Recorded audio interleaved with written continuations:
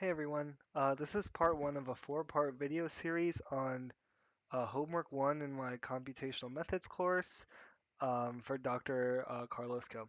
So in this part, we're gonna be generating the surface coordinates of the helical pipe of a cross-sectional radius of zero point 0.5, bounded by the following equations, and then we're gonna use closure to code a higher order function that accepts a function and returns a function that calculates the Jacobian of a central helical curve. And then we're going to compare that to the results obtained by automatic differentiation in JAX, right? So essentially, we're going to graph a pipe and then compute the Jacobian of that by hand, and then compare results via automatic differentiation. So let's get to it, right? And so first we're going to import our library. So we want to import numpy, of course, and then we're going to from plotly underscore subplots import make underscore subplots. I think it should be plotly dot subplots actually, right? Okay. Oops. Sorry about that. So let's go ahead, right? Um, So the radius, right, was 3, mz is zero point 0.4, so the slope of z. And then we're going to go ahead and t is our independent variable here, right? And so we're going to give a range of values for t. So z equals np dot linspace. So what this does is basically it'll give you from 0 to 100 with 100 data points, right? And then we're gonna code our parameterized function. So x equals r times np cosine t. Y equals r times np sine of t. Z equals mz times t, right?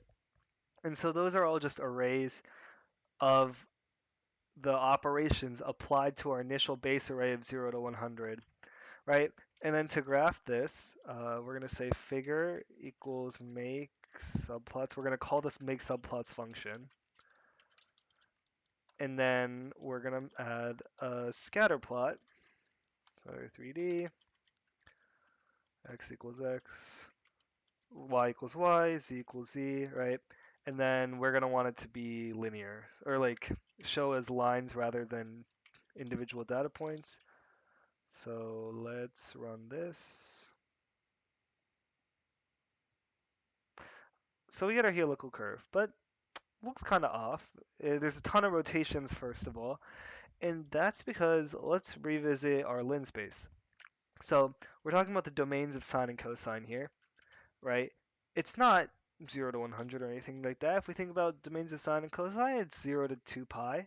So one rotation of this helix would be 0 to 2 pi, right? But if I wanted two or maybe three rotations, I would say not 3 times pi, but 6 pi, right? That would make perfect sense.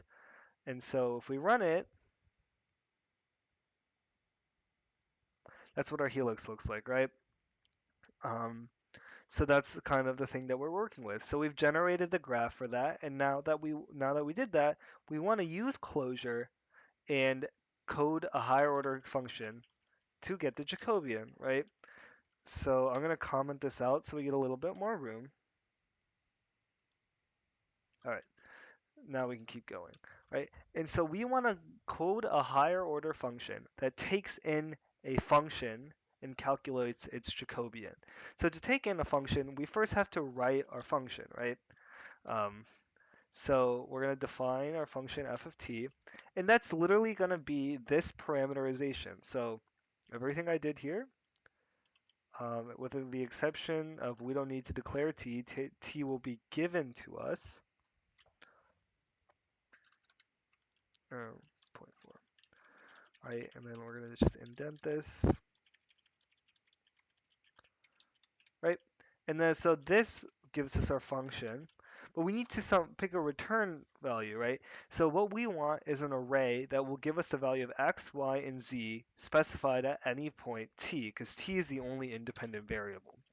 So what I'm going to do, and I'm going to say xyz equals np.array x, y, z. And then I'm going to return x, y, z. Why is it doing that? I'm going to return x, y, z. And there we go.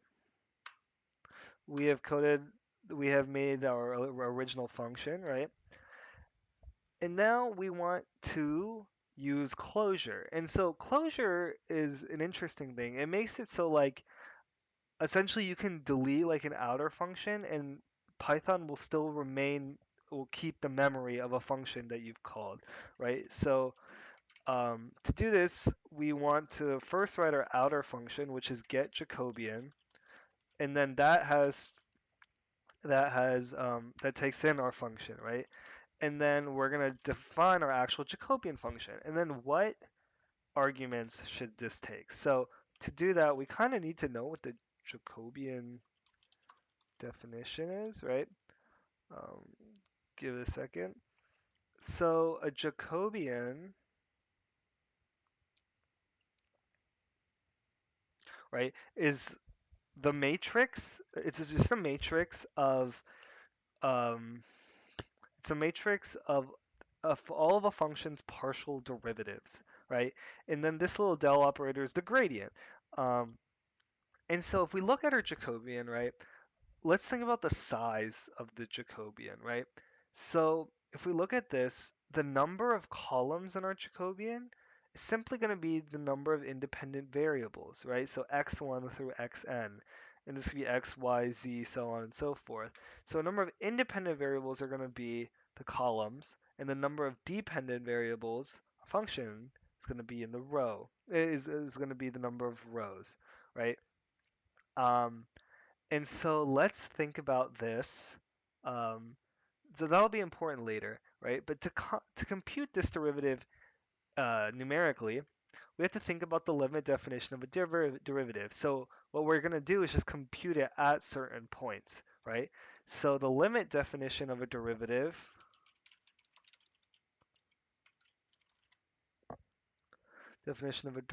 let's use this. So it's the limit as h equals 0, f of x plus h minus f of x over h. So h is basically an infinitely small value, and then x is the point at which we want to compute the derivative, right? So basically we need that point, x naught, um, and then we need our h. So h we're going to say is infinitely small, right? And then, so let's think about x naught. For us, it's going to be a number, right? It's just because we only have one independent variable. But suppose if we had three independent variables, right? It's going to be three numbers because like suppose r was an independent variable for us. We would specify a certain r and a certain t, right? So if I just say columns, so the number of columns will be the number of independent variables, right? So the columns will be the size of x not coming in. But what if we have, in our case, one number? So if I call this, I put x naught as t equals 0. Well, 0 does not have a size, right? Because it's just a double or a float. And so to get around that, we're going to use a really cool function, I think, at least 1D. And so basically that just makes it at least a one dimension so we can treat it as an array, right? And then our function at f of x naught is just going to be f naught, and then our number of rows is going to be f naught's size, right? And if you don't believe me, go back to the, I don't know why this keeps highlighting. Um, oh, it's because something's wrong up here. I'm not sure why. Um, np dot, wait, why is this showing a typo? Um, I don't know. I think it's right. Oh, it's because I didn't close the parenthesis. Ah, okay. Um, so let's continue, right? Um, and so basically, if we the rows is going to be the number of functions, so f naught dot size, and then our Jacobian j, it's going to be, we're going to create the base array for it. So it's np dot zeros, and then of size, rows, and columns, right? And now we need to populate this array with the derivative. So we're going to iterate through the number of columns and populate the array. So for I in range columns, right? So um, first, we're going to have to make a copy of x naught. And I'll explain that in a minute. Because we have our base x naught, and then we want to edit it. So we want to change that and make x plus h, right? And so that's why we need the new copy, the x, right? And so we're going to say that that x equals f of x um, equals x naught. Oh, goodness. I didn't mean to press that. Equals x naught at I, right? Plus h. So this is just the x plus h part, right? And then our Jacobian equals f of x, which is f of x plus h, minus f of x naught divided by h, right? And then if we think about it, I is our number of columns, right? So we should only be editing our Jacobian. We should hold the row and edit the column. And then we want to make sure the right-hand side is the same size as the left-hand side. So we're going to do this, right? I want to say I need another parentheses for order of operations here. So to protect this and then that, right? And then on the inner function, I want to return j. And then on the outer function, I want to return Jacobian, just the function, right? Because this is what the whole closure thing's about. And I don't want to call it, I just want to return the function, right? Now, if I say my jack equals get Jacobian of f, right? Now, what's really cool about this is basically my jack is now equal to the inner function Jacobian. So if I say my jack at 0, it should call the Jacobian where x naught is 0. So let's run this. Hopefully we don't get any errors.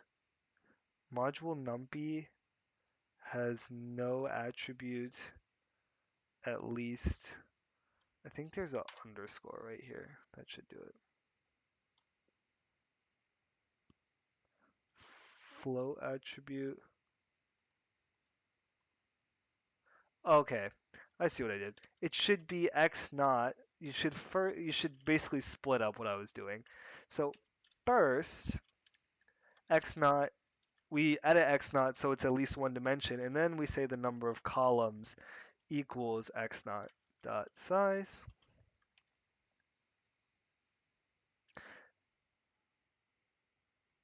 And here we go. We get a value for the we get a value for the Jacobian.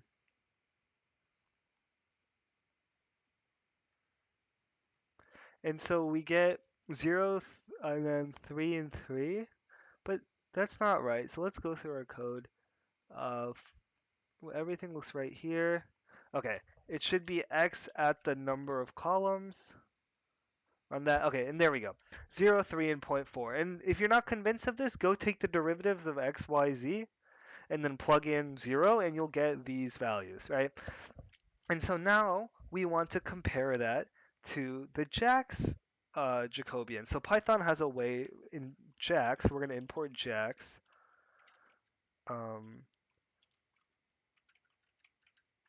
And then we're going to import jax.numpy as JNP. So Jax has its own library, and basically we just want to compare if we get the same thing, right? And so we're going to have to redefine all of this using Jax. So fjax, so it's going to be JNP, JNP. This is going to be JNP.array, right? Excuse me. And then we're going to say our Jax Jacobian equals our regular not a regular Jacobian, um, equals jax.jacobian, which is the function. And then we're gonna use this little nifty thing, which basically uh, says that the the operation that I declare should be evoked on T, and the operation that I declare is calling my function fjax, right? Um, excuse me, I got something stuck in my eye. Yeah. Um, and then so there we go. And then we want to say jax.jacobian at 0. Oh, no, yeah. So let's run this. And then we get 0, 3, and 0.4. And the I think Jax Jacobian has the Jacobian defined as the transport pose of what we developed, but you can see that our version also works just as well, and it calculates the same exact numbers as Jax Jacobian does. So that's the end of part 1 of this video series. I'll see you guys next time in part 2. Thanks.